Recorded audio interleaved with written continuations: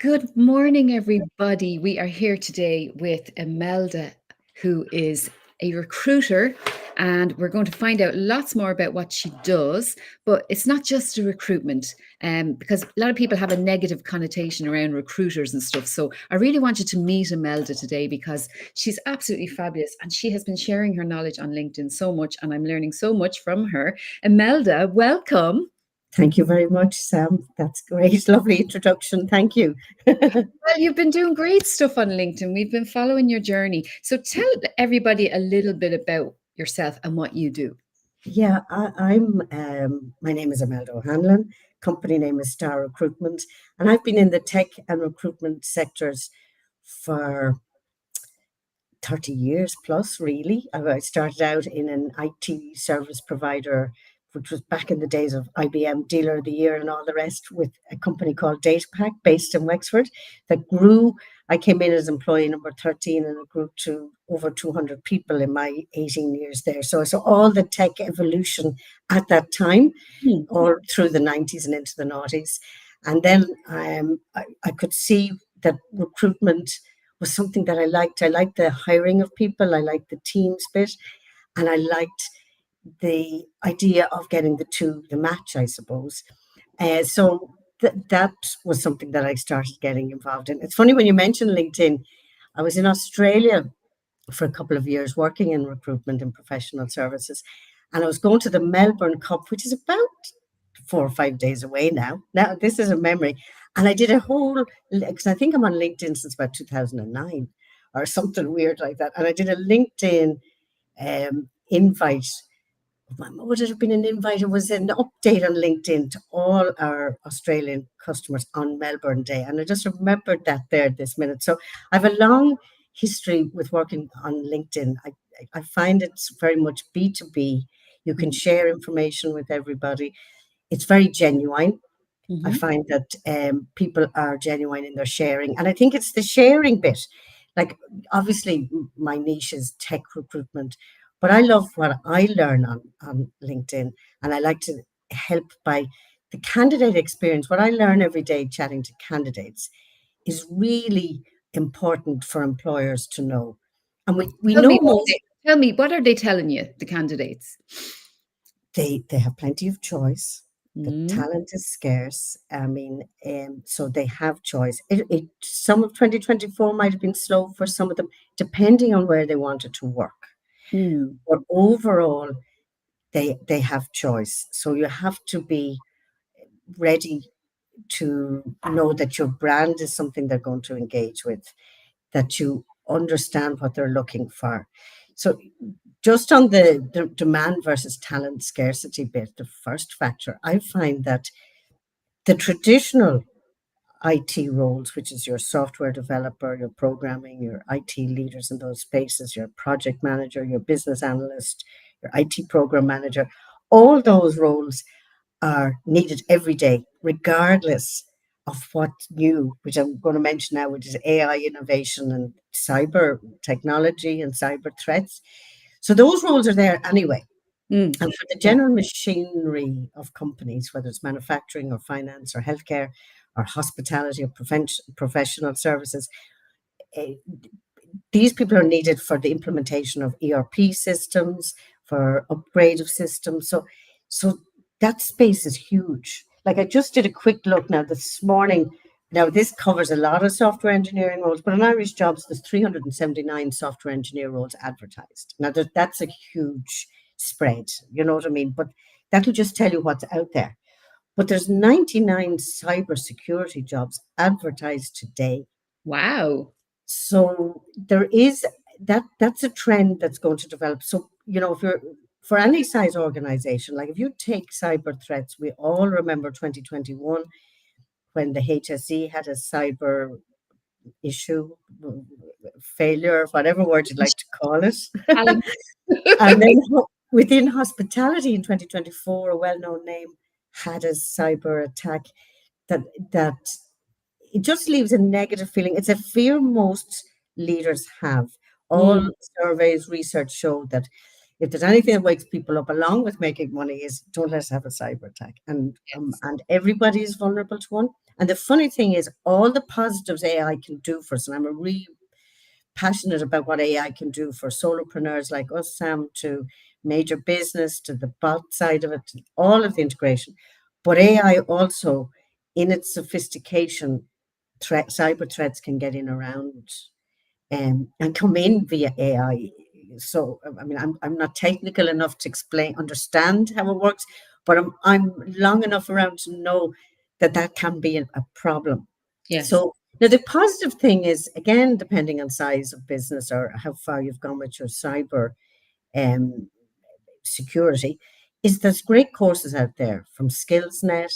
So there's foundation courses. So let's say there's somebody, take, for example, your social media fest and you've Wayne coming along. Like Yes. Wayne does such a great job of talking about security.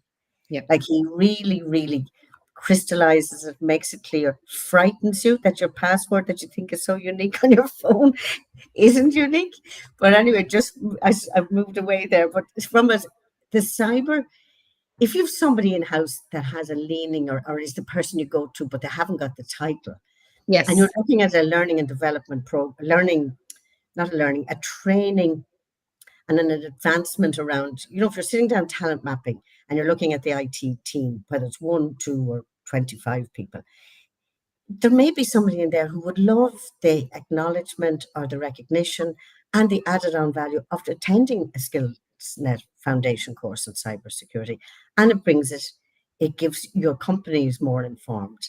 So there are things like that that are very important that you can help. AI, the same. There's plenty of courses online. There are plenty of master programs in MTU, in Galway, And in is this so? Are you pointing this out? The courses that are available for the people the that are hired, for the for candidates? both really, for employers to realize that their in-house IT team, if Yes. you're worried about how to keep them happy, maybe some of these courses would be a place, particularly if they've taken a bit of responsibility but not necessarily got But any if they don't training. have someone in there like that, that's what you do, isn't it? Oh yes, You would yes. source I'm these just trying to people. say Yeah. ways that people can Yeah. talent map for the next year. That doesn't necessarily mean you have to come straight out to me. Yeah. But Yeah. But if if they don't have someone like that and if they they don't have someone like that, it's certainly an area that has to be covered, right. because it Okay. is worry. And AI, like, I don't know, did you see this one? I thought it was very good. I wrote it down somewhere. You know, the way we have SEO, now Yeah. we have um, Chat AI now has a global search button on it. And you can go and do your search like a Google search on it now. And Mm. that's going specifically to websites and getting that information. Like the world is changing every single day. But So you know what I love about you, Melda? You're learning, you're upskilling. Like, look, come on, we weren't around when there was Facebook or social media. No, we were around when well, there wasn't. So, like, we had a phone and you dialed it like this. yes, yeah, yeah. There's no mobile phone. If you went out and you went, or when I traveled to Paris, like it was letter. You sent, or you I might know. a call card or something. So it's like, so let's face it, we're around a while. Like, but Yes, and you're, yeah, but you're my doing, first yeah. my first mobile phone in my car was as big as any Bond movie. Do you remember the old ones? Like they were Yeah. huge, and the aerial out of the back of the car was something else. But At but least the you had one. But like, but the point I'm making is that you actually went and you're upskilling. So it's a really good example to anyone watching that, it doesn't matter how old you are, you yeah, can learn this stuff. We do have to learn it though. It is really important.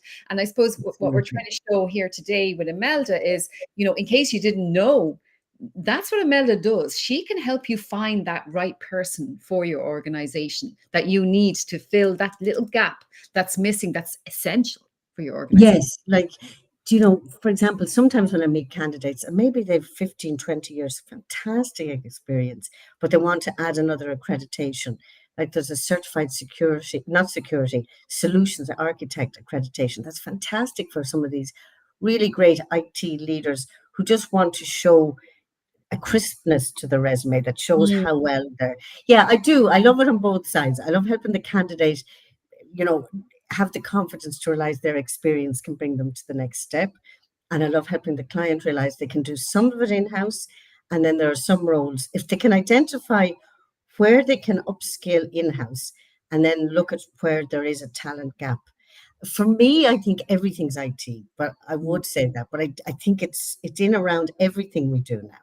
mm. Absolutely So everything. so why should people go to I know why people should go to you rather than somebody else, but tell us what it is that makes you different from other IT recruiters. So like what would happen if I went to you, Imelda, if I was a leader, if I was a CEO or an executive in a company and I noticed that there is this gap and I need someone in the tech space, in IT, a leader, like so how would they go about that? What happens and what's the procedure? Well, probably very traditional. I like to go out to the client site because I did that all my life.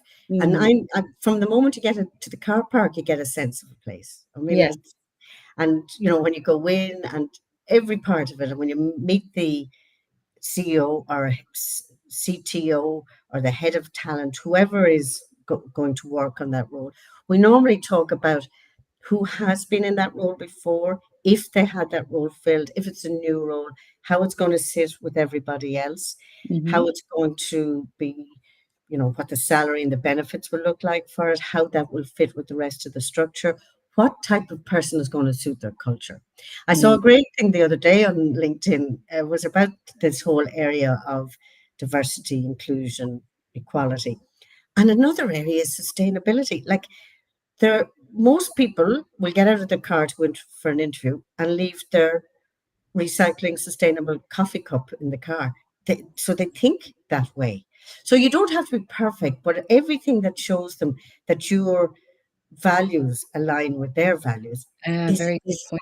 Yeah. and you wouldn't, and I'm not saying like people will turn off and go, oh my God, what do we have to do now? But it's little things. Yeah. When I have a candidate with two or three choices and the salary is the same, and the role is more or less what they like.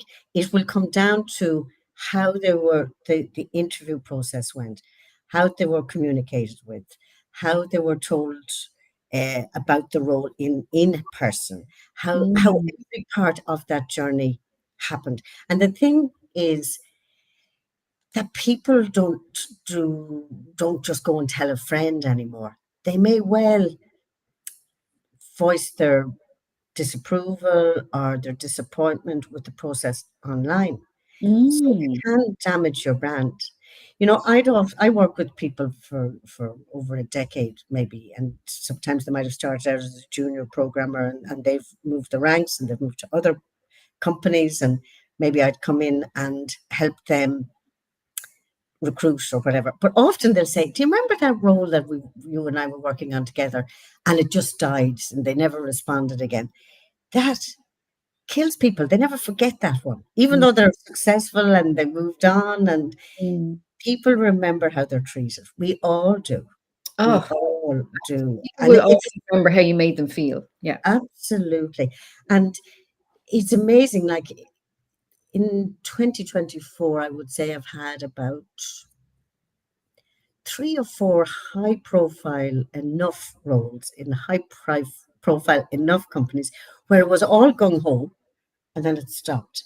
So you've these Mm. candidates who really were getting excited, really liked the role, really did their Mm. learning on the company.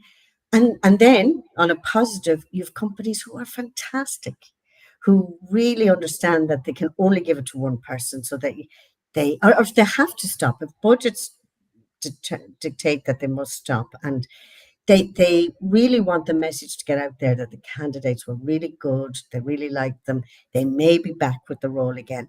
It's the messaging. It's like this, Sam. It's everything's about the messaging. And somehow, sometimes in the busyness of recruiting, people forget or drop a step or something and forget that it's each step is important. Because why when you're looking for work, no matter how successful, whether you want to be a VP of technology, whatever level of executive role to junior role, you will have written down the roles that are open, or you'll have it somewhere, and you'll be, well, I haven't heard back from that one, so maybe it's still open, or maybe I'll hear from them this week.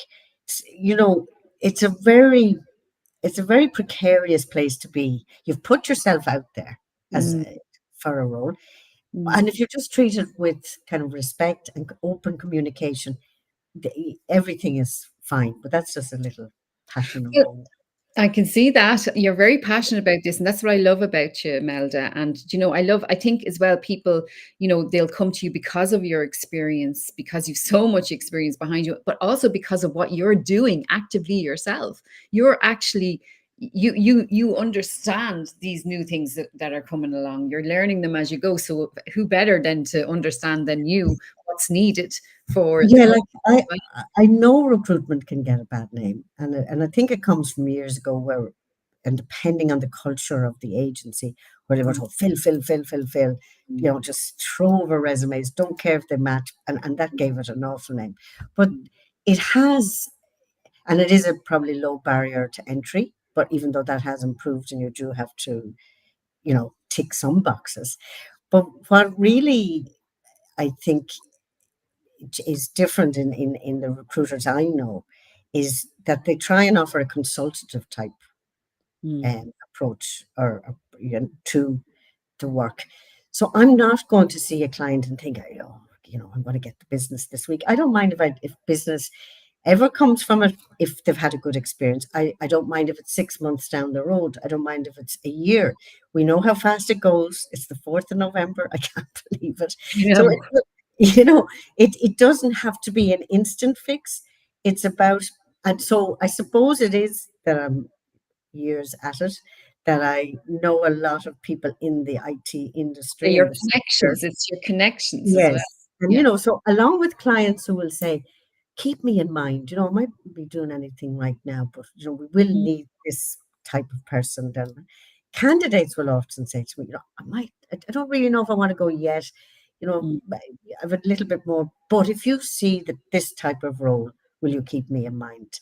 It's that kind of thing. Now, it's not as cozy as that. There is a bit more, it's a bit more clinical. But it is that's the sentiment. Yeah, yeah. Well, actually, I don't know if you realize there's 92 people watching this right now. Not you I need know, to I just have to be honest. Imelda was a bit nervous before we went live, and as you can hear, she knows her stuff. I thought She's there might be about she two. I really thought no, yeah, 92 people. So she's like, no, but I think you've done really well, Imelda. So don't worry. You see, thing is, people, it's really good for people to know a little bit more about you and what you do so that even they can refer business to you. So who would be people that would be useful connection for you, for anyone watching before we wrap up? yeah, can I just say one more thing about hybrid Yes. working? Can I Yes. just give one tip to all employers? From a Yeah. tech point, I know Amazon have kicked down out the ball, or down the ball, down the road, or whatever the right saying, to sort of bring all all staff back in-house. My one tip for 2025 is, don't follow that trend too quickly. Mm, Amazon pay exceptionally well. mm, Nobody can compete with them really. But th- none of their nobody really wants to go back in-house. And the first question every IT candidate at every level asks me before I tell them about the role is it hybrid? wow. So don't box yourself out of that one. And you, particularly outside of Dublin. And to be honest, often I can be working on a role in City West, and depending on what side of Dublin, people do not want to go 5 days a week. Mm, Like, our society, particularly around tech, really wants that hybrid, flexible. So I would appeal to everyone to keep that option open. That would be my number one tip. It may, in time, be that more and more that the trend will go back in house, but I wouldn't jump on that one yet. If you want the best selection of candidates, keep it that. yes. That's a very good tip, actually. It's a really good tip. Do you cater for people who are outside of Ireland as well, or is it just Ireland? No, outside of Ireland as well, because, well, we have to. I mean, IT was in that space before now. Mm, I would have software developers and programmers who would work out of Portugal, for example, because they have an EU passport. They mm, have very good English, and they have the skills, and they can maybe come into Ireland once a quarter at most. Mm, You see, their chunk of work they're doing is easy to be assessed. mm. So that works. And I noticed that on the cybersecurity talent that would be needed, there's a feeling that we'll have to go outside of Ireland. We won't have enough. Wow. But Wow, really? Gosh. Okay, well, that's really good information. Thank you so much. Well done, Imelda. How can people contact you? oh, at Yeah, starrecruitment.ie. yeah, And I'm Star Recruitment or Imelda O'Hanlon on LinkedIn. I'm there all the time when I'm not trying to. Well, I'm there because I believe that's the presence and that's the experience and that's where my candidates are, because that's the profile of client and candidate I work with. So you'll find me, you can direct mail me there. You can email me at imelda@starrecruitment.ie. yeah. And I'm just putting your link underneath here now for you. thank you very much. Yeah, definitely. You're on LinkedIn all the time, so definitely connect after this on LinkedIn. I know this is live on Twitter as well, so I'll just put that underneath if anyone wants to go to starrecruitment.ie. Yeah, and I'm And delighted to go out and chat to anyone and yeah, look at, what the requirements are. yeah, and also we will see you at Social Media Fest. You're coming to Social We Media Fest.